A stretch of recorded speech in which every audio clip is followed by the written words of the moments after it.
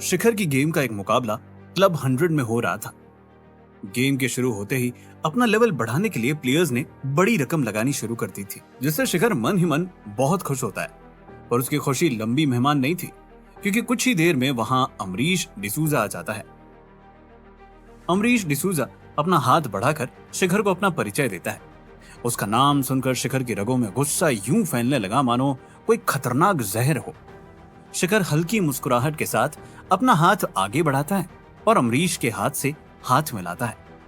वो जानता था कि उसे खुद पर काबू रखना होगा।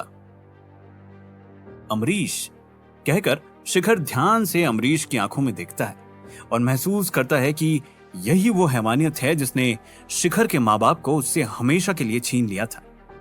कुछ देर तक सिर्फ एक दूसरे की आंखों में देखने के बाद अमरीश ने चुप्पी तोड़ी। आपकी गेम तो मार्केट में धमाल मचा रही है। इतनी जल्दी कोई गेम इतना मशहूर होते हुए बहुत मुश्किल से देखने को मिलती है। शिखर जानता था कि अमरीश को उसकी गेम में दिलचस्पी है और वो उसकी गेम को फिर से खरीदने की कोशिश करेगा। जी, मैं आपसे सहमत हूं मिस्टर अमरीश। ये गेम सच में कमाल है। जितनी ये रोमांचक है, खुद से कई ज्यादा क्षमता है इस गेम में पैसा कमाने की। अमरीश शिखर की बातें बहुत ध्यान से सुन रहा था। अमरीश का मकसद शिखर से मिलकर उसे करीब से जानने का था। वो खुद देखना चाहता था उस इंसान को जिसने न सिर्फ उसका ऑफर ठुकरा दिया और तो और अपनी गेम की रैंकिंग फिर से उठाकर उसको टॉप 10 में पहुंचा दिया था। उससे भी बढ़कर एक ऐसा मुकाबला भी करवाया जो इस वक्त गोवा में चर्चा का विषय बन चुका था।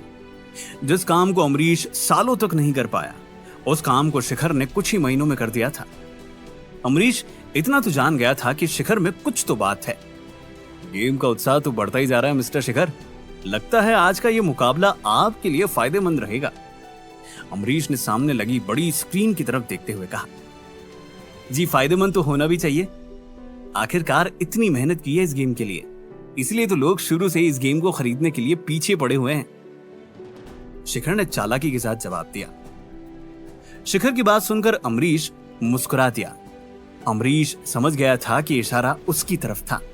वक्त और परिस्थिति की नजाकत को देखते हुए अमरीश जानता था कि वो ज्यादा देर यहां नहीं रुक सकता था। अमरीश ने अपनी घड़ी की तरफ देखा। मैं आपको अच्छे से जानना चाहूंगा शिखर बेटा। कभी समय निकाल कर आना। आपको और आपकी गेम को ऑल द बेस्ट। यह कहकर जैसे ही अमरीश जाने लगा, वो पीछे मुड़ा और शिखर से बोला, उम्मीद है ये मुलाकात आगे भी बनी रहेगी। शिखर समझ रहा था कि अमरीश कोई न कोई चाल तो जरूर चल रहा है। शिखर से इस तरह दोस्ती करने की कोशिश कहीं न कहीं संकेत कर रही है कि अमरीश के दिमाग में कुछ तो खिचड़ी पक रही है। पर एक बात तो साफ थी कि शिखर को सतर्क रहना पड़ेगा, क्योंकि अमरीश के सामने एक गलती भी घातक साबित हो सकती थी। शिखर ने मुस्कुराकर अमरीश को अलविदा किया। फिर उसने देखा कि गेम का एक मुकाबला एक बहुत ही रोमांचक मोड़ पर आ गया था। 200 प्लेयर्स में से अब बस कुछ 30 प्लेयर्स ही बचे थे। मुकाबला अपने आखिरी पड़ाव में पहुंच चुका था, लगभग टक्कर के। यह कहना मुश्किल था कि आखिर कौन जीतने वाला था। अब यहां से जो गेम में जितने पैसे डालकर स्किल्स अनलॉक करेगा, उसके उतने ही जीतने के आसार बढ़ जाएंगे।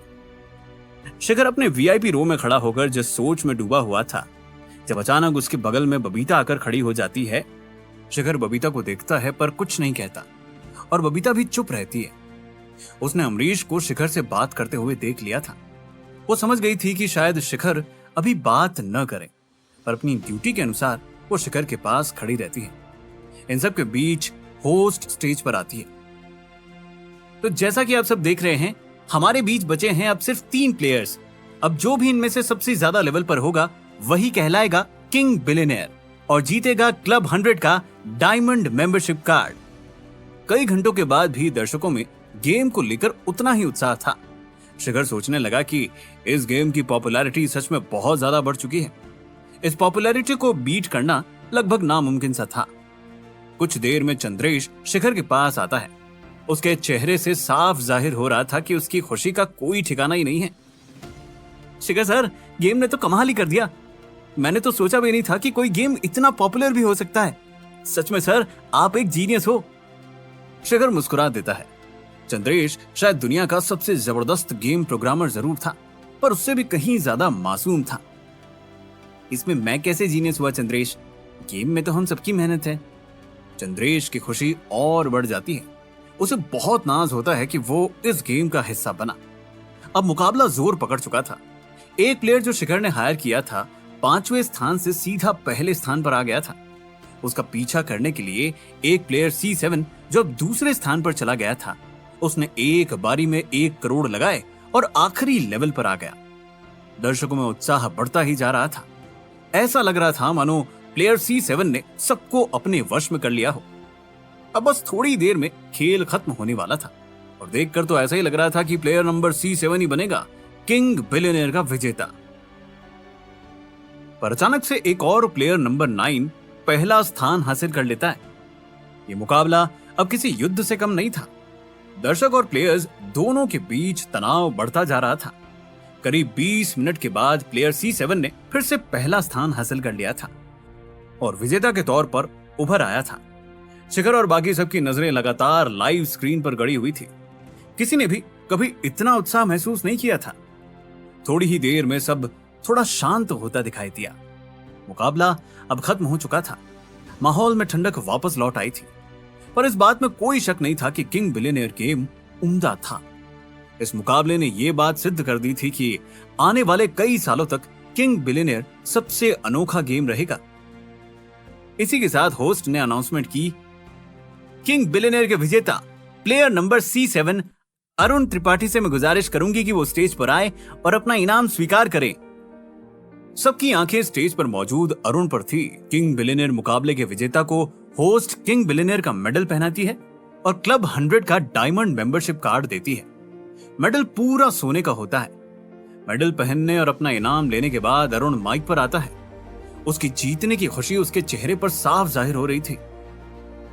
सबसे पहले तो मैं शुक्रिया करना चाहूंगा किंग बिलियनेयर के डेवलपर्स का, जिन्होंने इतनी अच्छी गेम बनाई और इतना बड़ा और रोमांचक मुकाबला करवाया। सच में मुझे इतना खुश इससे पहले कभी महसूस नहीं हुआ। लेकिन मुझे ये बताते हुए और खुशी होगी कि इस गेम को खेलने के लिए मेरे मेंटर अमरीश डिसूजा ने मुझे उत्साहित किया था और मेरी मदद भी की। आखिर उनके दिए हुए पैसे की वजह से मैं आज यहाँ पहुंचा हूँ। अरुण के ये कहते ही दर्शकों में एक लहर उठ गई थी। आखिर अमरीश जो कि शिखर का कॉम्पिटिटर था, उसने खुद पैसे लगाकर शिखर के गेम को मार्केट में सफल बनाया। आखिर अमरीश ने अपनी इस चाल से मार्केट में एक और इज्जत और शोहरत बना ली थी। शिखर और उसकी टीम ये सुनकर शॉक थी। इसी के साथ होस्ट ने किंग बिलियनेयर मुकाबले की समाप्ति करी और ये भी अनाउंस किया कि इस गेम का दूसरा मुकाबला भी जल्दी ही होगा, जिससे वहां मौजूद सब और उत्तेजित हो गए। इसमें कोई शक नहीं था कि अगर दूसरा मुकाबला हुआ तो इस बार से भी ज्यादा सफल होगा और इससे कई ज्यादा बड़ा भी होगा। शिखर और बबीता वापस ऑफिस आ चुके थे। शिखर ये देखने के लिए इंतजार नहीं कर पा रहा था कि इस गेम ने मुकाबले से कितने पैसे कमाए थे। शिखर कॉन्फ्रेंस रूम की तरफ बढ़ता है। कॉन्फ्रेंस के अंदर चंद्रेश और उसकी पूरी टीम होती है। गुड इवनिंग शिखर सर, चंद्रेश और बाकी सब ने शिखर को देखते हुए कहा। किंग बिलियनेयर मुकाबले के लिए मैं आप सभी को मुबारकबाद देना चाहता हूं। यह कहकर शिखर चंद्रेश को मुकाबले के सारे आंकड़े दिखाने को कहता है।